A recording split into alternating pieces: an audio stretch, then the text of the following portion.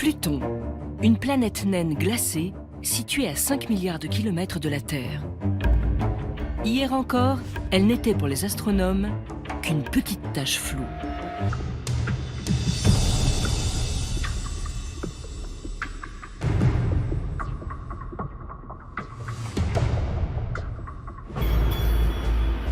« 19 janvier 2006, une fusée Atlas V, puissant lanceur de 65 mètres, s'apprête à décoller de Cap Canaveral. C'était un de ces jours où on se dit « Ça y est, aujourd'hui, soit le projet réussit, soit il échoue. » Parce que quand ça se passe mal au lancement, c'est spectaculaire. T-minus 5, 4, 3, 2, 1.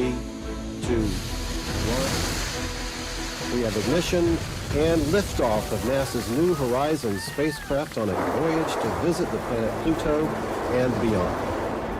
Le lancement est effectué à une vitesse record, 58 000 km/h. New Horizons a besoin d'acquérir le maximum de vitesse pour traverser le système solaire et tenter une manœuvre unique dans l'histoire des vols spatiaux. Un survol au plus près de Pluton, une planète lointaine et mystérieuse, comme nous n'en avons encore jamais exploré.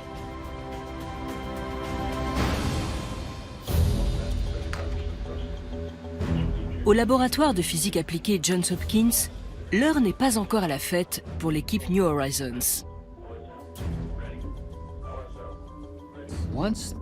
Quand la fusée a décollé, il y a eu une explosion de joie. Puis, on a retenu notre souffle. Car rien n'est gagné tant qu'on n'a pas reçu de la sonde le signal que tout va bien. Il n'y a pas de mission tant qu'on ne sait pas si la sonde communique avec la Terre. L'attente s'installe. Tout est source d'inquiétude. On a résolu tous les problèmes qu'on a pu identifier. Essayer d'anticiper une multitude d'éventualités, c'est le défi des vols spatiaux. Près d'une heure s'écoule. Enfin, les techniciens reçoivent le premier signal de New Horizons. Les chercheurs se sont tournés les uns vers les autres en disant « C'est génial !» Ça a été un moment de joie intense. C'est le meilleur moment, celui où la mission devient réalité. Cette étape n'est que le premier défi d'une longue série qui va ponctuer un périple de près de 10 ans. 9 heures seulement après son lancement, elle croisait déjà l'orbite de la Lune. Un trajet que les astronautes d'Apollo avaient effectué en 3 jours.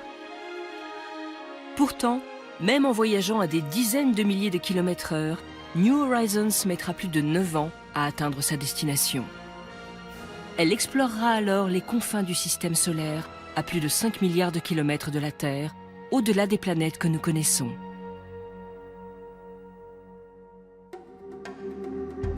Mars et sa surface rocailleuse de couleur rouille, la géante gazeuse Jupiter et sa puissante tempête, Saturne et ses surprenants anneaux, Uranus, où des vents turbulents soufflent à plus de 800 km/h, et Neptune, une planète si loin du Soleil qu'il lui faut 165 ans pour accomplir une révolution autour du Soleil. Enfin, New Horizons atteindra Pluton, un monde que nous ne pouvions jusqu'à maintenant représenter que par le moyen de l'art, comme ici.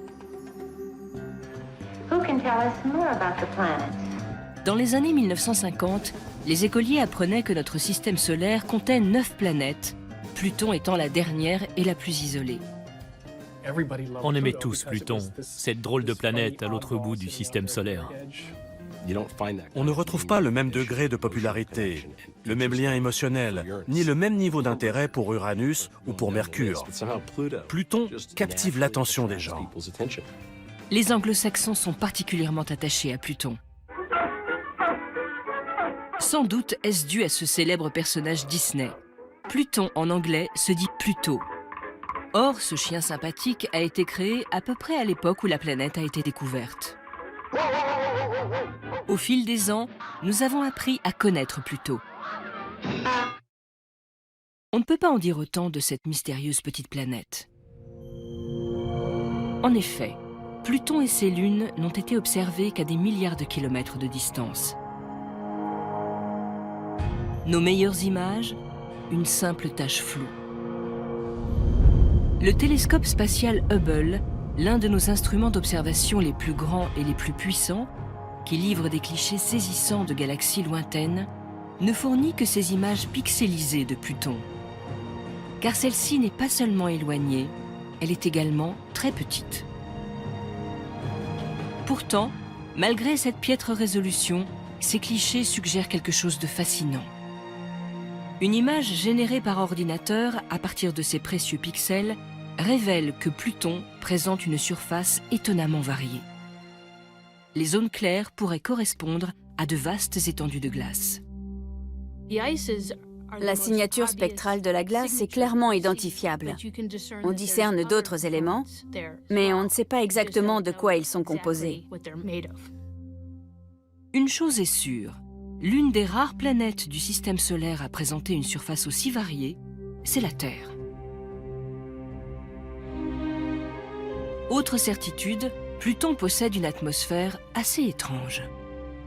Au cours de sa révolution longue de 248 ans, alors qu'elle s'approche du Soleil, sa surface gelée se met à fondre. Peu à peu, son atmosphère émerge. On observe des gaz qui s'échappent de la surface, créant une atmosphère temporaire. Pluton possède un type d'atmosphère qui est unique dans cette région reculée du système solaire et qui n'a encore jamais été étudiée. Cette région est si inaccessible qu'on ne savait quasiment rien d'elle jusqu'aux années 1990. À cette époque, de puissants nouveaux télescopes découvrent que la petite planète Pluton n'est pas aussi seule qu'on le pensait. Elle fait partie d'une zone du système solaire externe qui s'étend au-delà de l'orbite de Neptune, la ceinture de Kuiper, un immense anneau. Située à des milliards de kilomètres du Soleil, la ceinture de Kuiper contient des centaines de milliers de corps glacés.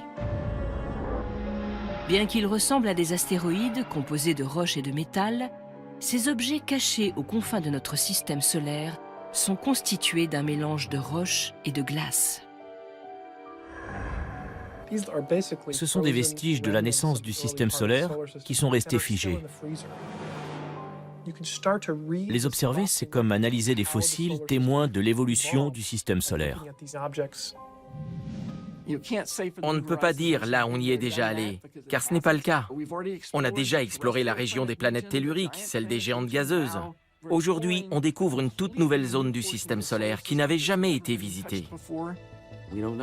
On ne sait pas ce qu'on va trouver. Et c'est ce qui rend l'aventure passionnante.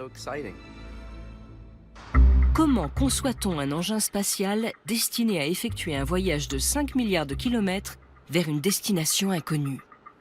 Explorer une nouvelle région comporte toujours une part de risque. La mission New Horizons a dû relever une multitude de défis. On va à l'autre bout du système solaire, ce qui représente 30 fois la distance Terre-Soleil.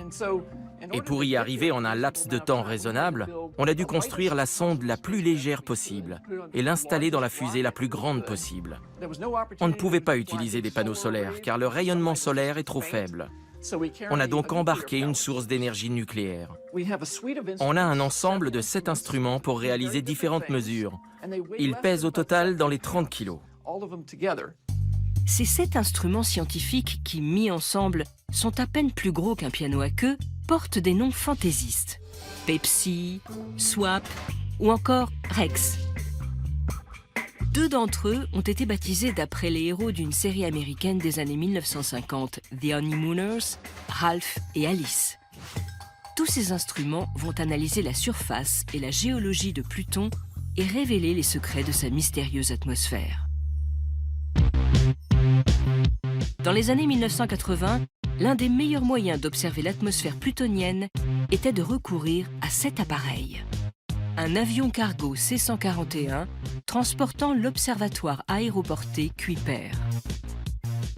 Cette plateforme d'observation était loin d'offrir tout le confort souhaitable. L'observatoire Kuiper n'est pas conçu pour être confortable. On porte un casque micro en permanence, il y a du bruit, il fait froid, et le télescope placé au centre de l'avion rebondit. Mais en volant au-dessus des nuages, les chercheurs ont la possibilité d'enregistrer un événement rare appelé occultation stellaire. Au cours de ce phénomène, un objet céleste, comme Pluton, passe devant une étoile brillante et occulte sa lumière. Si l'objet occultant est entouré d'une atmosphère, le disque stellaire disparaît, puis réapparaît peu à peu. S'il en est dépourvu, la lumière disparaît d'un coup et réapparaît tout aussi soudainement. L'enregistrement qui va suivre a été effectué à bord de l'observatoire aéroporté Kuiper, la nuit du 9 juin 1988. L'objectif des chercheurs était de déterminer si Pluton possédait une atmosphère.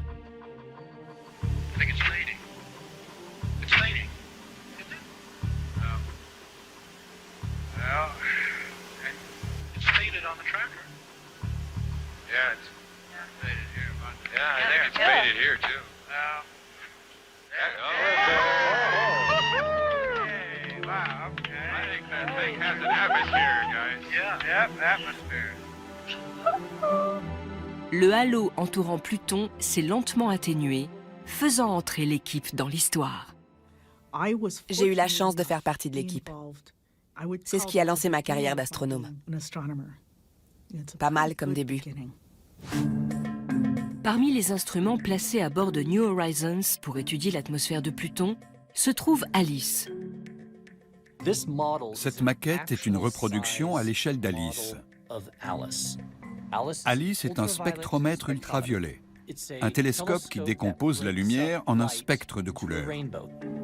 Chaque élément chimique réfléchit et absorbe la lumière d'une manière qui lui est propre, créant ce qu'on appelle un spectre de raies. Le spectre de l'hydrogène ressemble à cela, et celui de l'azote à cela. De puissants télescopes terrestres ont déjà mis en évidence des molécules d'azote, de méthane et de monoxyde de carbone à la surface de Pluton et dans son atmosphère. On pense qu'il y en a d'autres, mais on ne peut pas les détecter. Lorsque la sonde passera à quelques milliers de kilomètres de Pluton, Alice cherchera à identifier ses composants. À la fin du survol, la sonde pivotera sur elle-même pour offrir à Alice une vue exceptionnelle de l'atmosphère de Pluton, observée à travers la lumière du Soleil. On peut utiliser le Soleil comme source de lumière pour sonder l'atmosphère et détecter la signature spectrale de certains types d'atomes et de molécules. Tandis qu'Alice sondera l'atmosphère de Pluton, son partenaire Ralph, un spectromètre infrarouge, tentera d'identifier la signature chimique de ces molécules à la surface de Pluton. On veut savoir à quoi correspondent les surfaces très claires sur Pluton. On pense qu'il s'agit de neige de méthane et d'azote moléculaire. Mais il y a d'autres régions où la neige semble absente et qui sont probablement des gisements d'hydrocarbures plus rouges et plus foncés. Ralph révélera la composition de ces étranges zones sombres. Mais pour obtenir des vues détaillées de Pluton, il faut un instrument doté d'un téléobjectif exceptionnel. Baptisé LORRI, le plus grand imageur embarqué à bord de New Horizons fournira d'extraordinaires images de la surface plutonienne. LORRI prendra des photos si détaillées que s'il survolait la ville de New York, on distinguerait l'Hudson, l'East River et même Central Park. Pour vous donner un ordre de grandeur, cette image de New York a été prise par un satellite passant à 600 km de la Terre. LORRI est si puissant qu'il atteindrait le même niveau de détail à 11 000 km de la Terre. Mais envoyer un télescope doté d'un tel objectif dans le froid glacial de la ceinture de Kuiper n'est pas sans risque. Une partie du télescope est en contact direct avec l'espace et se refroidit à travers cette ouverture.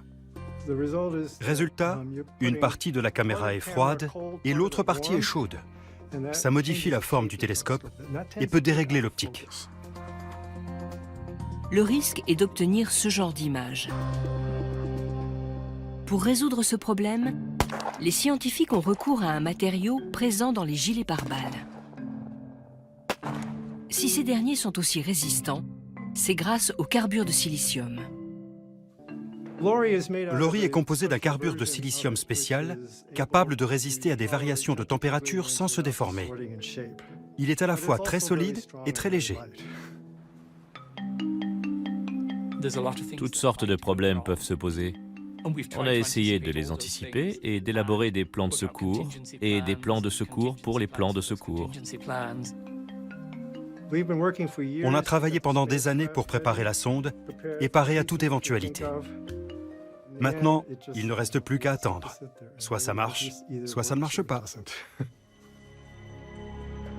Pour l'équipe New Horizons, attendre de voir si son dur labeur sera récompensé est un défi, et non des moindres. La sonde est préprogrammée pour tout faire elle-même pendant le survol. En cas de problème, on ne peut pas l'aider. On ne peut pas l'appeler pour lui dire « Hé, tu ne regardes pas au bon endroit. Tourne-toi un peu vers la gauche. » Lorsque la sonde arrivera au voisinage de Pluton, il lui faudra 4h30 pour transmettre un signal à la Terre. Et les instructions de l'équipe mettront tout aussi longtemps pour lui parvenir. En cas de problème, il nous faudra plus de 9 heures pour intervenir.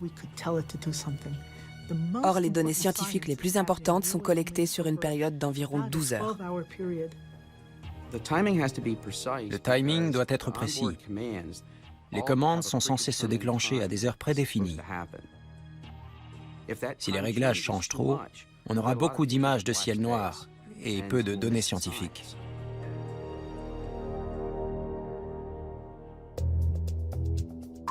« 28 février 2007. New Horizons voyage depuis plus d'1 an. Dans le centre de commande du laboratoire de physique appliquée Johns Hopkins, l'équipe se prépare pour le premier véritable test de la sonde depuis son lancement. À l'approche de Jupiter, New Horizons devra atteindre une zone de seulement 800 km de large pour bénéficier de l'assistance gravitationnelle de la géante gazeuse. Cette manœuvre lui permettra d'acquérir une vitesse nettement supérieure. Le principe est le même que pour la technique du coup de fouet utilisée au roller derby. Une patineuse utilise l'élan d'une de ses coéquipières pour se propulser et accélérer. C'est l'effet que la sonde va tenter d'exploiter en survolant Jupiter.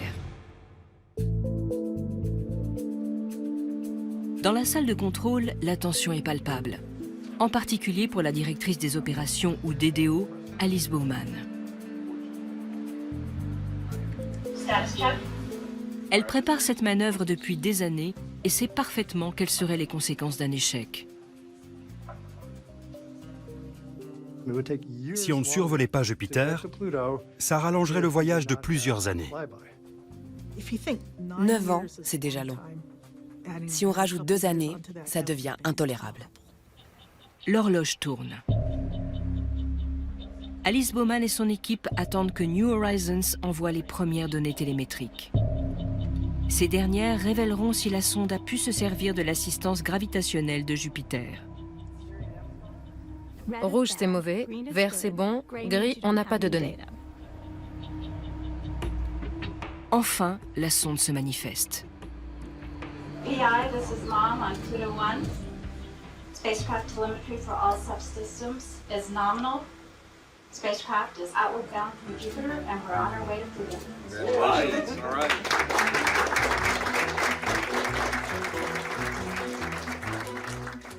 Jusqu'ici, tout roule, c'est super. En se servant de l'attraction gravitationnelle de Jupiter, on a pu augmenter la vitesse de la sonde d'environ 20% et réduire la durée du voyage de 3 ans. En même temps, pour profiter de l'effet de fronde gravitationnelle, on s'est approché assez près de Jupiter. C'était l'occasion de faire de la science. C'était le seul moment où on pouvait pointer nos caméras sur de grands objets pour vérifier si elles étaient bien calibrées. On a utilisé tous les instruments de la sonde, mais la star, c'était Laurie.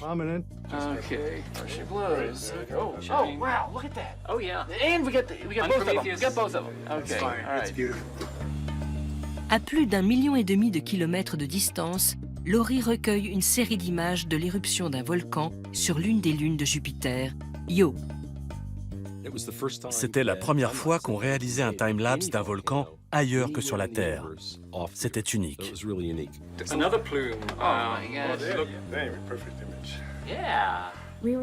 On a une chance inouïe d'avoir obtenu ces fabuleuses images. Ça compense largement toutes ces nuits blanches et tout le travail qu'on a fourni. Après le survol de Jupiter, New Horizons entre en hibernation. Seuls les systèmes essentiels continuent de fonctionner. Le but étant de limiter l'usure des équipements.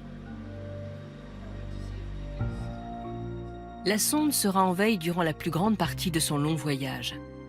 Mais une fois par semaine, elle téléphonera à la maison.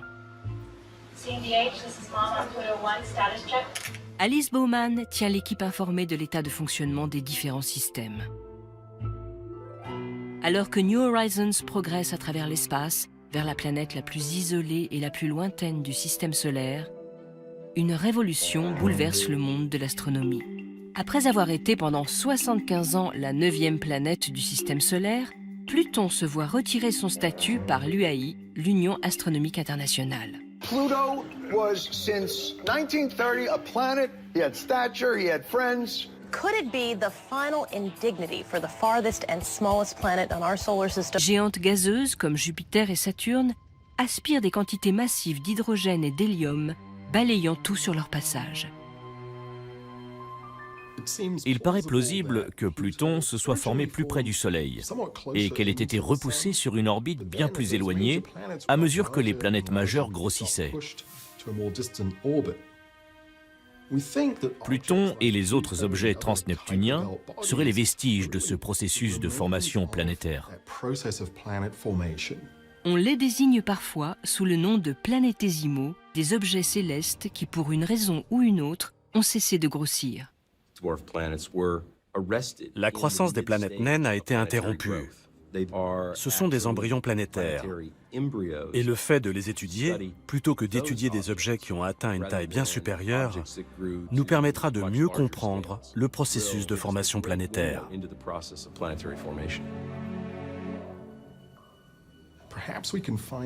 On trouvera peut-être des indices à la surface de Pluton et dans sa composition qui nous éclaireront sur l'histoire du système solaire, de même que sur son architecture actuelle. Comment a-t-il évolué? Que s'est-il passé? Pluton pourrait même nous permettre de résoudre un autre mystère fondamental. D'après nos connaissances, 3 éléments sont nécessaires à la vie. De l'eau liquide, de l'énergie et de la matière organique. Un grand nombre de planètes naines pourraient réunir ces 3 ingrédients. Selon des modèles réputés, Pluton pourrait abriter un vaste océan intérieur. Et cette caractéristique serait commune à de nombreuses planètes naines. Or, qui dit eau liquide, dit possibilité. Je dis bien possibilité d'émergence de la vie. Les planètes naines pourraient donc être non seulement les planètes les plus répandues du système solaire, mais également les plus nombreuses à abriter la vie. Une chimie organique, ou chimie du carbone, peut clairement se développer à la surface d'objets comme des comètes, et probablement aussi des objets transneptuniens. Y a-t-il un lien avec l'existence de la vie sur Terre? La question reste totalement ouverte. Mais comprendre la richesse chimique de notre système solaire et de l'univers est absolument essentiel. C'est une pièce clé du puzzle.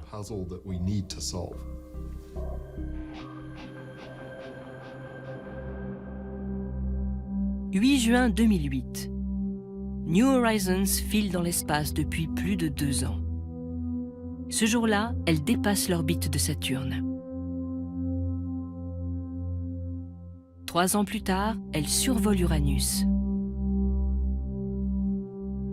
Les 5 premières années de voyage se sont déroulées à la perfection.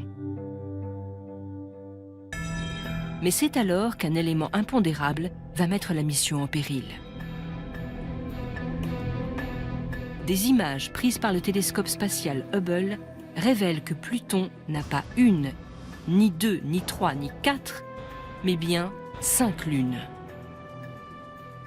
Ces lunes se sont sans doute formées lors de la même collision cosmique, il y a quelques 4,6 milliards d'années. 2 objets de la taille de Pluton se sont percutés et nous voyons les vestiges de cette collision. Si Pluton en est sorti intact, le deuxième corps céleste a éclaté en morceaux, formant les 5 lunes que l'on observe aujourd'hui et qui présentent pour certaines une forme étrange. Toutes ces petites lunes sont génératrices de débris, et il se peut qu'un anneau composé de fines poussières se soit formé autour de Pluton. Or, la sonde va traverser tellement vite le système plutonien, à environ 50 000 km/h, que même une fine particule formerait un trou mettant un terme à la mission. En 1967, la sonde martienne Mariner 4 a été confrontée au même problème. Elle est entrée dans un nuage de poussière. Et pendant 45 minutes, ils ont vu apparaître des milliers d'impacts qu'ils n'avaient absolument pas prévus. Il y a clairement des particules dans l'espace qu'on ne sait pas détecter et qui peuvent mettre fin à une mission. Combien de coups New Horizons peut-elle encaisser? C'est ce que nous allons découvrir dans ce laboratoire hors du commun.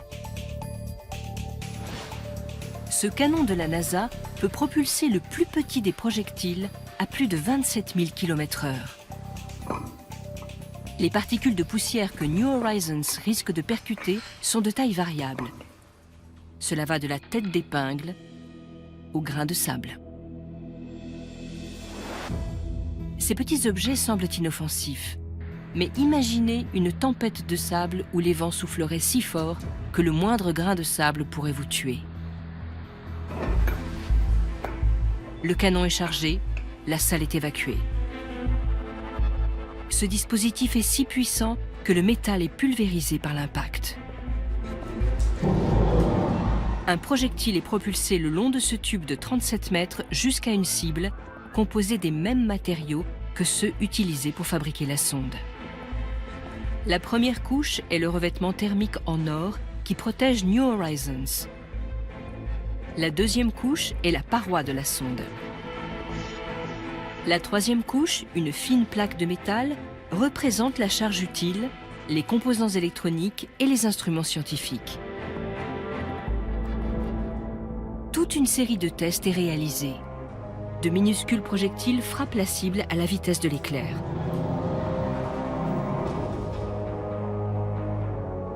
Les résultats sont mitigés. La plupart des projectiles perforent le revêtement thermique avant d'aller se ficher dans la paroi de la sonde. Mais certains vont plus loin et passent directement à travers, comme ici. De quoi mettre fin brutalement à la mission. Le risque potentiel de collision avec un débris, mis en évidence suite à la détection d'autres lunes, augmente encore la complexité du survol. L'équipe New Horizons doit établir des trajectoires ou plans de vol alternatifs pour la sonde. Voici la trajectoire idéale qu'ils espèrent pouvoir suivre. On peut potentiellement suivre 4 trajectoires, mais on ne saura pas avant 2 ou 3 semaines laquelle on va choisir.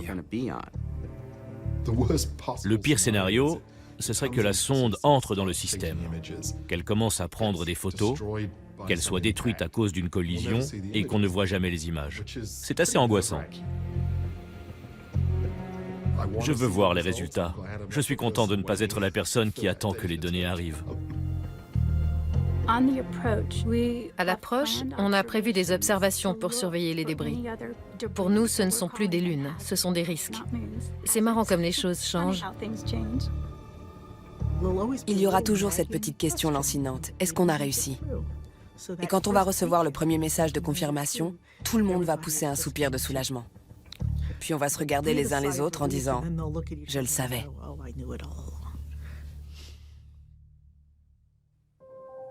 25 août 2014. New Horizons atteint l'orbite de Neptune 25 ans jour pour jour après Voyager 2. Cette dernière avait initialement pour mission d'étudier Jupiter, Saturne et leurs lunes. Mais elle a également recueilli des images étonnantes d'Uranus, de Neptune et de sa lune, Triton. Dans les années 60, 70, 80, on explorait sans cesse de nouvelles planètes. Mars, Vénus, Mercure, Jupiter, Saturne. Ça a pris fin en 1989 avec Voyager. C'était il y a 25 ans. Et aujourd'hui, on reprend le flambeau. C'est formidable. 6 décembre 2014. Après des années d'hibernation, la sonde sort de son sommeil. La dernière étape de son voyage est sur le point de commencer. Ce soir, on va mettre fin à l'hibernation. On a mis la sonde en sommeil pendant presque tout son voyage de 5 milliards de kilomètres à travers le système solaire. Maintenant, c'est fini. C'est un jour historique. Lorsque la sonde aura vérifié le bon fonctionnement de tous les systèmes, elle enverra un rapport à l'équipe au sol. Quand on reçoit un signal de la sonde, ce sont des données qu'elle a envoyées 4h30 plus tôt. Pour réceptionner le signal, on utilise un réseau spécial, le DSN. Ces énormes antennes sont réparties en différents points du globe, ce qui permet à l'équipe de rester 24 heures sur 24 en contact avec la sonde, malgré la rotation de la Terre. La sonde a un émetteur de 10 watts. C'est assez incroyable qu'on puisse capter ce signal sur Terre. À titre de comparaison, une station de radio utilise 50 000 watts pour transmettre un signal. C'est une véritable prouesse. Et tout ça grâce à la technologie mise en œuvre dans les stations du réseau DSN, ces antennes fantastiques.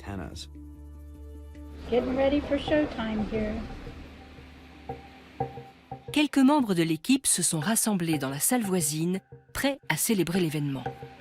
Avant de sabrer le champagne, il faut attendre que la directrice des opérations ait reçu un message du réseau DSN confirmant la réception d'un signal en provenance de New Horizons. Les données commencent à apparaître sur son écran.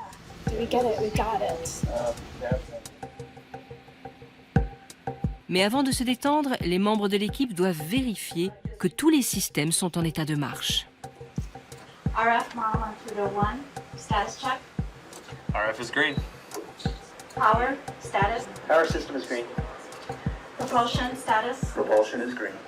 Ah, there we go. We have a nominal wake-up of the New Horizons spacecraft on our way to Pluto. Team is ready for the next leg of our journey. We got an encounter coming. Yeah. How about that? Certains jours, tout marche comme sur des roulettes. Here we go. Here. Cheers. And I'll take a big breath now. To Pluto and beyond. You're here. To history. History. This has been a very long road. It's for the bomb. Yes, okay. Okay, thank you. Well, it's just C'est génial. We are on the other side of the On est à l'autre bout du système solaire. Comme prévu.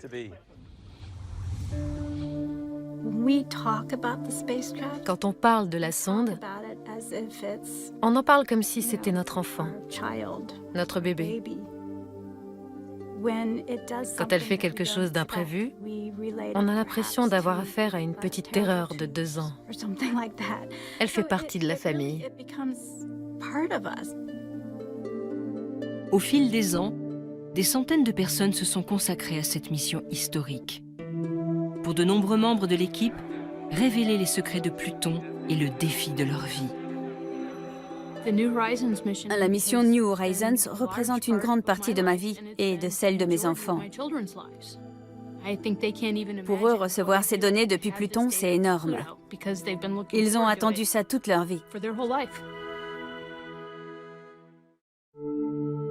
Alors que New Horizons s'approche de Pluton, l'équipe constate l'absence d'autres lunes. La sonde a peu de risque d'être détruite par des débris. Ils ont cherché partout sans trouver d'autres lunes. Ils étaient un peu déçus d'un point de vue scientifique, mais en termes de risque, c'était une très bonne nouvelle. Mais le soulagement est de courte durée. About 1:55 p.m. local, we've lost signal with the spacecraft. J'en avais l'estomac retourné. Je me suis dit, mon Dieu, ce n'est pas possible. On a eu une petite montée d'adrénaline. Aurait-on heurté quelque chose à des millions de kilomètres de la Terre? À la recherche d'une solution, l'équipe opérationnelle tente de se connecter au processeur de secours de la sonde, qui utilise une autre fréquence radio. Le réseau DSN a immédiatement localisé ce signal. On était soulagés. On avait retrouvé notre sonde. Il s'est avéré que le processeur principal avait réinitialisé ses paramètres et activé le processeur de secours. Le pire cauchemar qu'on puisse faire une semaine avant le jour J. On pouvait résoudre le problème. Le tout était de savoir si on y arriverait à temps. Alice n'a pas dormi, je vous jure. Sauf une nuit où elle s'est allongée quelques minutes par terre. J'ai dormi là-bas plusieurs nuits. Quand on a un enfant malade, on reste à ses côtés pour l'aider à se rétablir. L'équipe règle le problème 7 jours seulement avant le survol de Pluton. On n'avait plus que 4 heures pour y arriver. La mission est à nouveau sur les rails. Bientôt, un flot d'images déferle. Ça s'améliore de jour en jour. La semaine dernière, on a obtenu des données fabuleuses. On en bave d'impatience. La prochaine image envoyée par Laurie sera une image complète de Pluton. Et on pense qu'elle sera vraiment révélatrice. Je suis très impatient de la recevoir. Pris à près de 800 000 km de distance, voici le dernier portrait de Pluton avant le survol rapproché. Selon les scientifiques, les zones claires seraient de la glace. Quant aux zones sombres, ce pourrait être une couche de molécules organiques provenant de l'atmosphère. Waouh! Et voilà le cœur. Oui. La région en forme de cœur. On en voit bien les contours ici. Il y a beaucoup de cratères. Oui. La vache. C'est époustouflant et impressionnant. Je n'ai jamais rien vu de pareil. Il reste une dernière étape, la plus importante de toutes. Le public retient son souffle, tandis que l'équipe attend anxieusement un signal de la sonde confirmant qu'elle s'est approchée à moins de 13 000 km de la surface de Pluton et que tous ses systèmes sont intacts. Stand by for telemetry. PI, Mom on Pluto 1. We have a healthy spacecraft. We've recorded data of the Pluto system, and we're outbound for Pluto.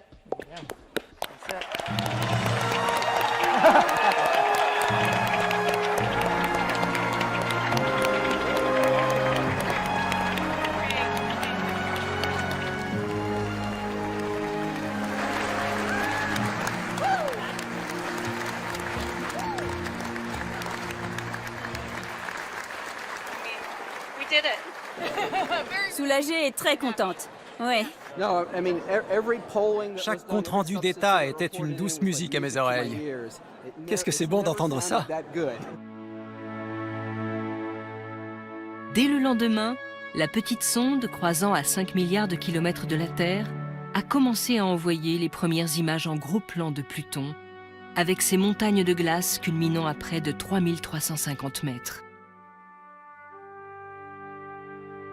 Et sa plus grosse lune, Charon, quasiment dépourvue de cratères. En 2016, les scientifiques ont confirmé la présence sur Pluton d'énormes quantités d'eau sous la forme d'un cœur de glace et d'une atmosphère. Il faudra 16 mois à New Horizons pour transmettre l'intégralité des images et des données collectées, tandis que la sonde poursuit son voyage à travers la ceinture de Kuiper et au-delà.